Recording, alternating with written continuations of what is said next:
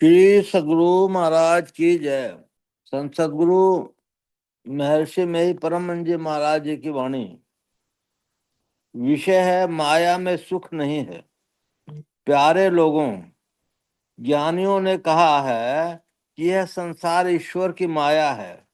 ईश्वर की माया सब लोग पकड़े हुए हैं। सब इस माया के अंदर से सुख चाहना चाहते हैं, परंतु कुछ ऐसे लोग हैं जो ईश्वर की माया को पकड़ना पसंद नहीं करते, ईश्वर को ही पकड़ लेना पसंद करते हैं। परंतु दोनों की एक ही चाह है कि सुख हो। ईश्वर की माया को पकड़कर सुख पाना चाहते हैं, उसी तरह ईश्वर को पकड़ करके भी सुख पाना चाहते हैं।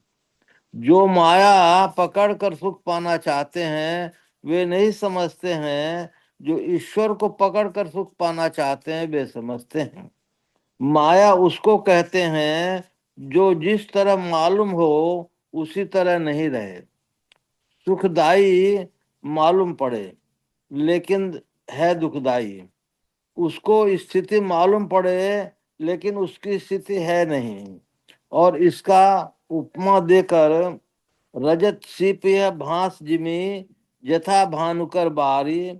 मतलब यह है कि सीप में चांदी का भास होता है लेकिन चांदी है नहीं।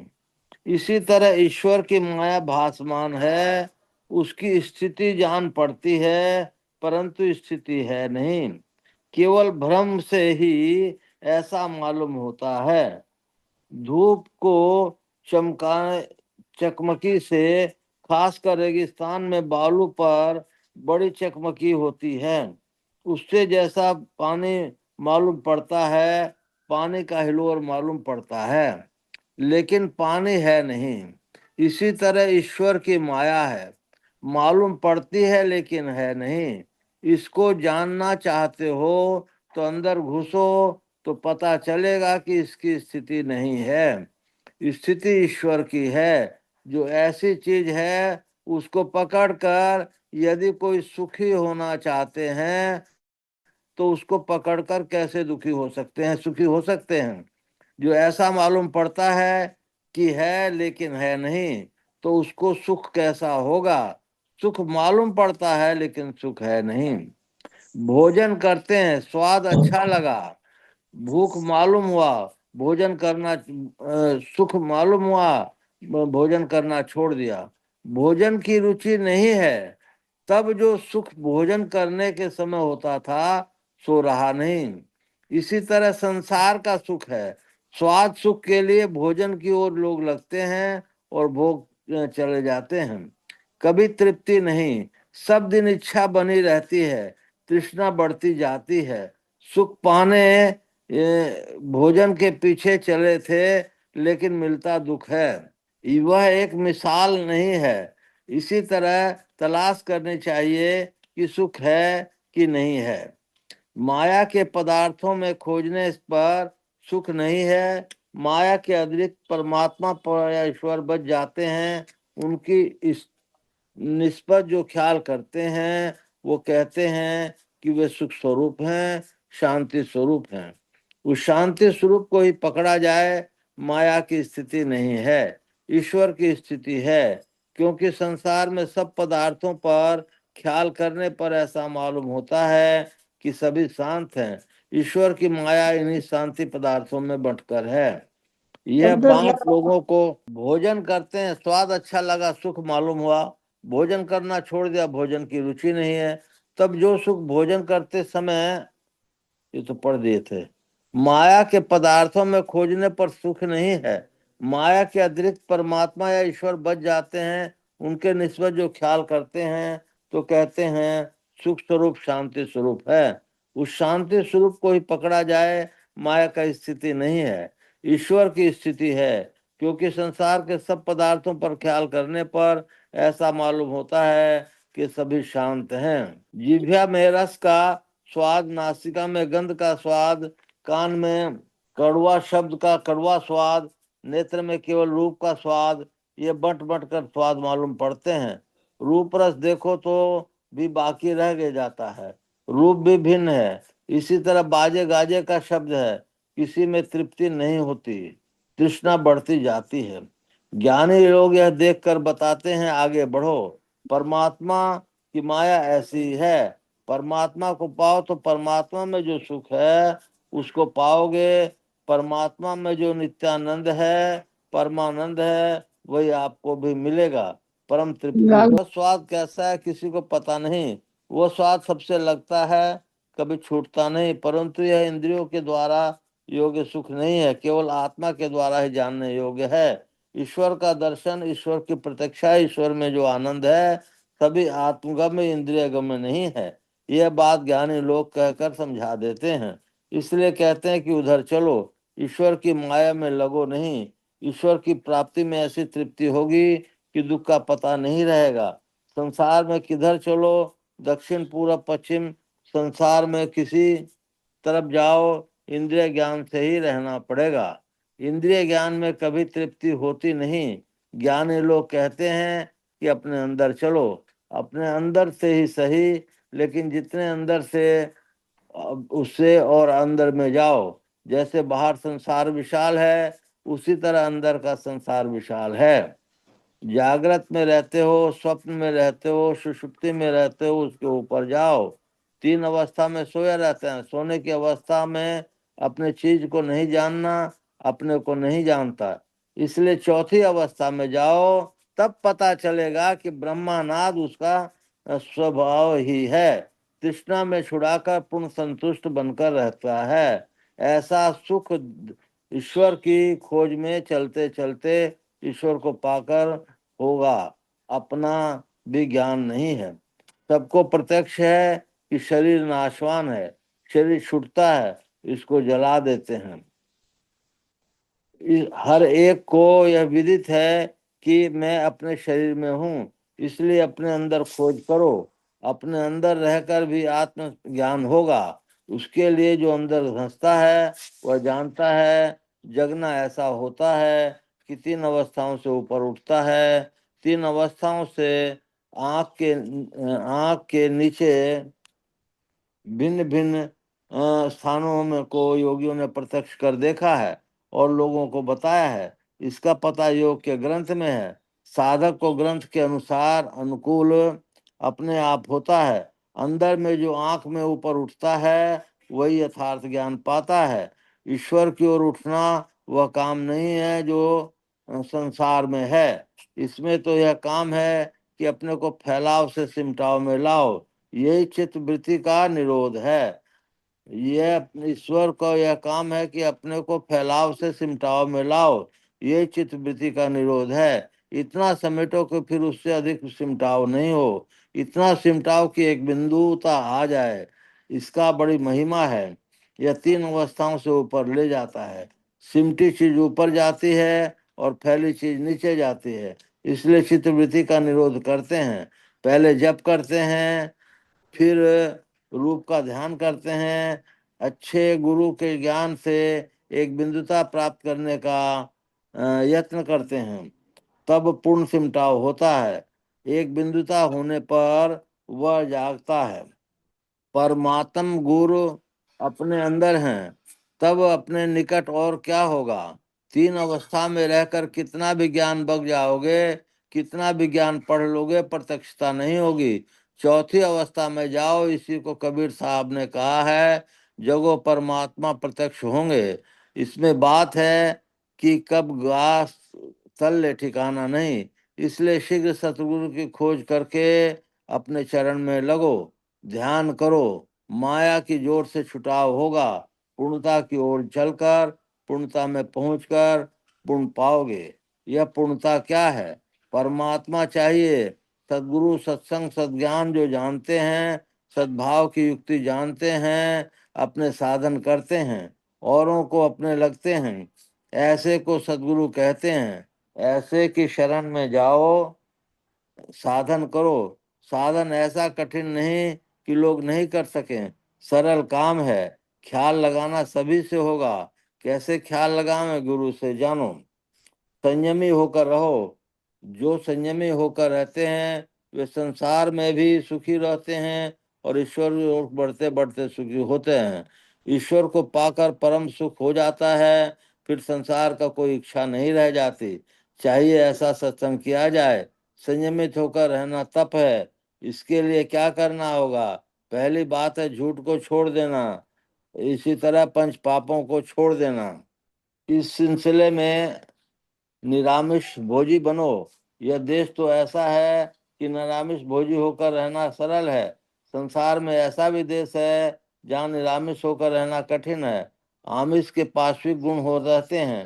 पार्श्विक गुणों को बढ़ाने से अंतर साधना, ईश्वर में प्रेम होना असंभव है। इसलिए ईश्वर के प्रेमी को पंच पापों से छूट कर रहना आवश्यक है। जो पंच पापों को छूट कर रहता है, संसार में वह पूज्य होता है। उसकी तृष्णा छूटती है, लोभ लालच छूटते जाते हैं। तब वह छूटने का जो लाभ है सो होता है। न पैसा बहुत चाहिए, न अन्न बहुत चाहिए। अवगुणों को छोड़ता हुआ सद्गुणों को ग्रहण करने रहने से संसार में सुखी होता है। धर्म वह है जिसके इलोक और परलोक दोनों में सुखी रहा जाए। ये पंच पापों से छूट कर रहता है, वो उत्तम परलोक पाता है और अंतःकरण में परमात्मा को भी पाता है। संसार की आसक्ति छूटती जाती है, ईश्वर भजन में मन लगता है। विकारों से छूटने वाला ईश्वर की ओर बढ़ता है। जो ईश्वर की ओर बढ़ता है पापों से छूटता है। लोगों को चाहिए कि ईश्वर का भजन करे, संसार का काम छूटता नहीं। खेती व्यापार नौकरी करके कुछ लोग ईश्वर भजन करें। संयमित रहने से नौकरी में, खेती में, वाणिज्य व्यापार में किसी में हानि नहीं। नित्य सत्संग करना चाहिए। बोलिए प्रेम से श्री सद्गुरु महाराज की जय। अब फिर आप लोग को ये संतवाणी सटीक से सुनाता हूँ, उसका भाव ध्यान से सुनेंगे। आज्ञा चक्र में स्थित मन के केंद्रीय रूप को ब्रह्मांडी मन कहते हैं और पिंड में फैलने वाली उसकी धाराओं को पिंडी मन कहते हैं। पिंडी मन की दूसरी पुत्री चिंता है। ब्रह्मांडी मन का पुत्र बोध है। बोध और चिंता का विवाह हुआ, अर्थात चिंता बोध के वश में हो गई। चिंता का भाई डर है, क्योंकि वह भी पिंडी मन से उत्पन्न हुआ। साधन द्वारा पिंडी मन ब्रह्मांडी मन के घर गया, उनसे मिला। इस तरह समधी के घर समधी गया। ब्रह्मांडी मन की बहु पतोहू चिंता का भाई डर भी अपने बाप के साथ वहां गया। पिंडी मन में इच्छा, चिंता और डर उपजने रहते हैं। जब यह सिमट कर अपने केंद्र ब्रह्मांडी मन में केंद्रित होता है, तब आत्मबोध का उदय होता है। इच्छा, चिंता और डर दूर हो जाते हैं। दृष्टि धारों को आज्ञा चक्र के केंद्र बिंदु में बारंबार लगाने से पिंडी मन ब्रह्मांडी मन में मिलकर रहता है और इच्छा, चिंता, डर तरह सारे मनोविकार से बना पिंडी मन का चक्र नाश को प्राप्त हो जाता है। श्री सद्गुरु महाराज की जय। मंगल मूर्ति सतगुरु मिलवे सर्वाधार। मंगल में मंगल करण विनमो बारंबार। धन्य धन्य सदगुरु सुखद महिमा कही न जाय। जो कछु कहूँ तुमरी कृपा मोते कछु न बसाए। पुनश्च सब धरती कागज करूं, लेखन सब बन राय। सात समुद्र की मसी करूं, गुरु गुण लिखा न जाए। बोलिए प्रेम से श्री सद्गुरु महाराज की जय। अव्यक्त अव्यक्त रूप से विराजमान संत सद्गुरु महाराज महर्षि में ही परम जी महाराज के श्री चरणों में कोटि कोटि नमन, कोटि कोटि नमन, कोटि कोटि नमन। अव्यक्त रूप से विराजमान संत सद्गुरु महर्षि संत सेवी परम जी महाराज के श्री चरणों में कोटि कोटि नमन, कोटि कोटि नमन, कोटि कोटि नमन। उपस्थित अत्यंत भाग्यशाली सदात्माओं आप सबको शत शत नमन, सहस्त्र सहस्त्र नमन, लाख लाख नमन। अभी हम लोगों ने गुरु महाराज का पाठ पढ़ा, माया के विषय में उन्होंने बताया। और इसके बाद हम लोगों ने संतवानी सटीक का पाठ पढ़ा, आज्ञा चक्र, काम क्रोध मद लोभ मात्सर्य आदि के बारे में बताया। हम लोग जानते हैं, रहते हैं, अंदर से समझते हैं कि ये माया है, परंतु माया उसके ऊपर फिर भी हावी रहती है। क्यों हावी रहती है? क्योंकि जन्मों जन्मों के जो संस्कार हैं वो माया को तरफ हम लोगों को प्रेरित करते रहते हैं, और हम लोग उसमें जानते हुए भी उलझ जाते हैं। तो हम लोगों को माया दूर कैसे होगी? शरीर की 5 अवस्थाएं होती हैं: जागृत, स्वप्न, सुषुप्ति, तुरीय और तुरीयातीत। इसी तरह शरीर के 3 गुण भी होते हैं: सतोगुण, रजोगुण और तमोगुण। और 5 इंद्रियां तो आप लोग जानते ही हैं।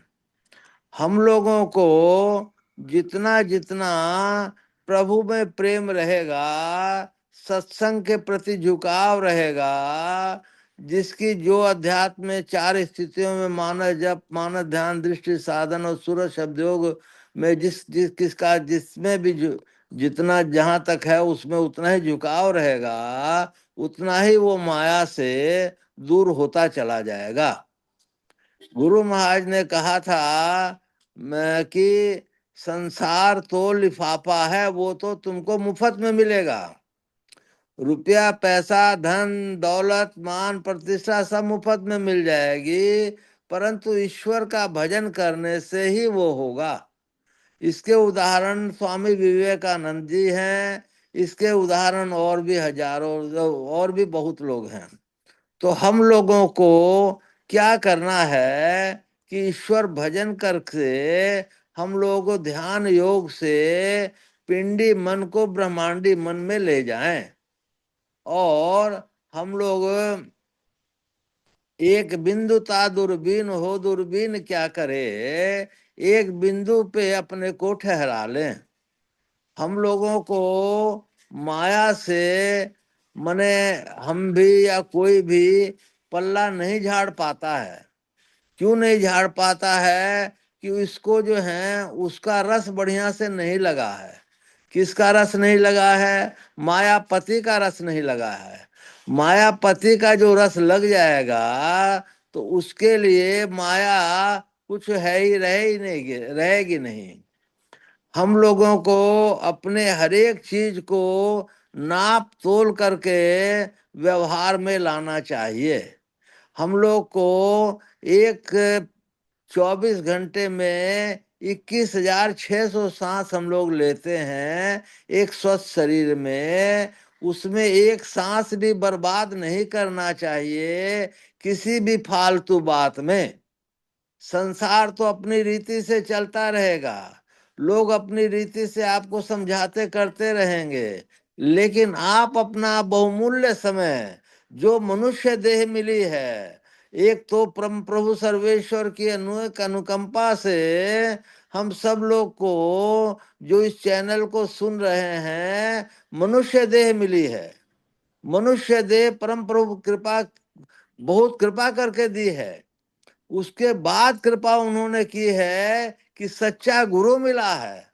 और इसके बाद भी यदि हम लोग सही रूप से नहीं रहते हैं तो माने आदमी को फिर पछताना पड़ सकता है। इसलिए पहले हम लोग ये गारंटी करें कि हम लोग को मनुष्य जन्म तो मिलना ही मिलना है।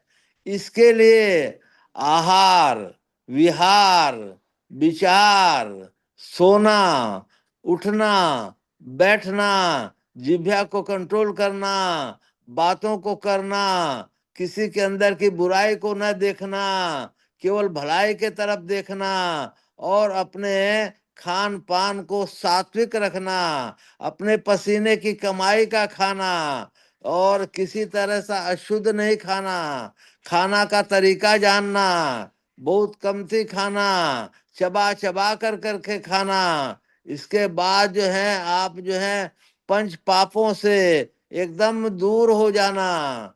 झूठ, चोरी, नशा, हिंसा, व्यभिचार, एक एक चीज में कर्म बनते हैं, उन कर्म बंधन को काट डालना। तो पहले अपने जो संचित कर्म है, प्रारब्ध कर्म है, वो तो कटेंगे ध्यान से, और अपने जो कर्म नहीं करेंगे तो उससे बहुत बड़ा लाभ होगा।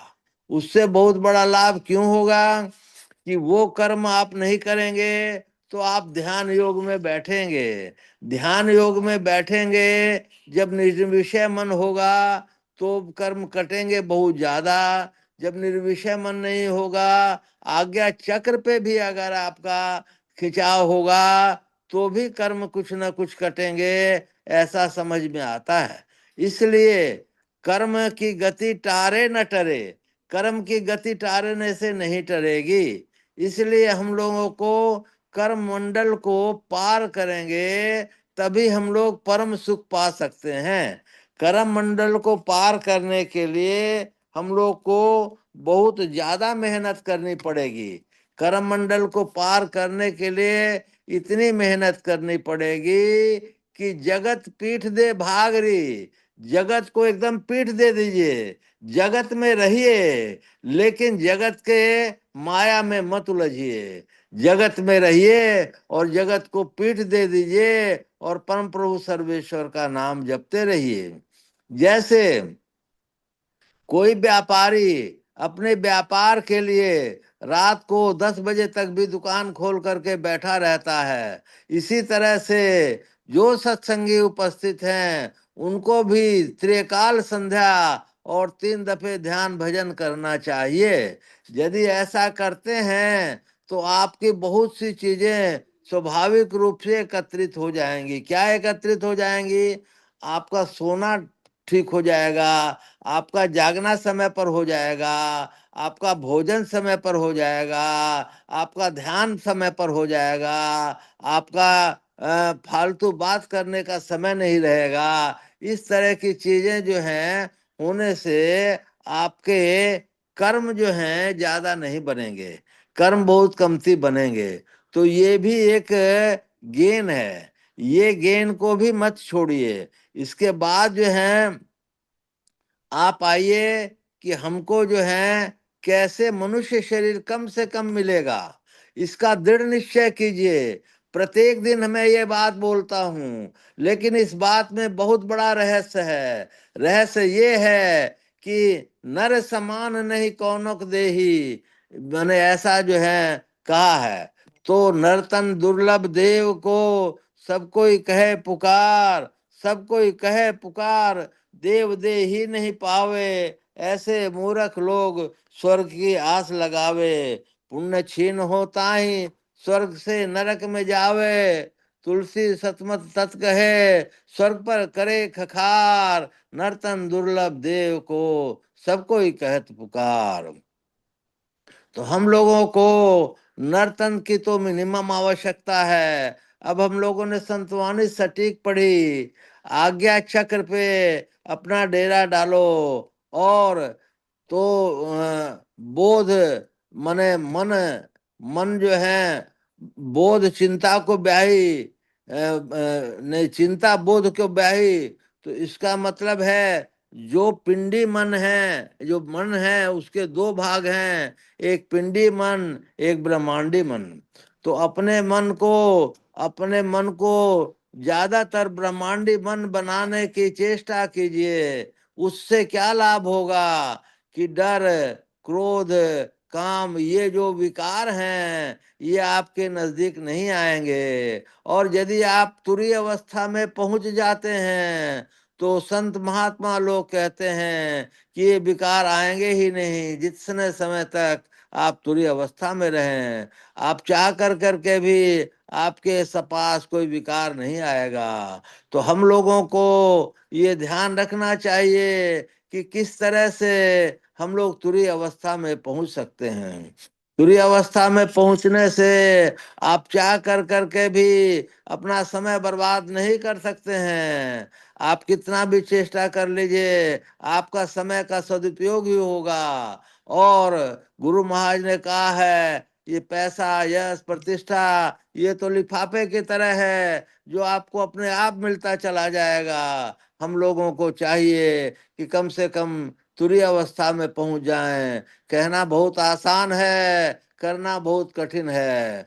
तो करने के लिए हम लोगों को पहले तो झूठ, चोरी, नशा, हिंसा, व्यभिचार, इन 5 महापापों से को दूर कर देना चाहिए। एक ईश्वर पर विश्वास, पूर्ण भरोसा, अपने अंतर में उनकी प्राप्ति का दृढ़ निश्चय रखना, श्री सद्गुरु की निष्कपट सेवा, सत्संग और दृढ़ ध्यानाभ्यास, इन 5 को मोक्ष का कारण समझना चाहिए। फिर हम लोगों को अपने अंदर के अवगुण जो हैं, काम है, क्रोध है, मद है, लोभ है, मात्सर्य है, इनको दूर करने के लिए हम लोगों को गहरा ध्यानाभ्यास करना चाहिए। जितना देर जो ध्यानाभ्यास करेगा, उसी मात्रा में वे अवगुण जो हैं कुछ न कुछ, और या ज्यादा न ज्यादा, जिसके जैसे संस्कार होंगे कमती होते चले जाएंगे। इसी तरह से हम लोगों को फिर माया के तरफ नहीं देखना चाहिए। आजकल का कलयुग में माया भारी प्रबल है, इसलिए उससे दूर रहना भी बहुत आवश्यक है। जरूरत भर की आवश्यकता को पूर्ति कर लेने के बाद भगवान को प्रणाम करना चाहिए कि हे परम पुरुष सर्वेश्वर, आपने मेरी सारी पूर्ति कर दी, अब मैं ध्यान में भजूं, इसका आशीर्वाद दीजिए। इतना भी हम लोग करते रहेंगे तो कुछ न कुछ हम लोगों को प्राप्ति होगी।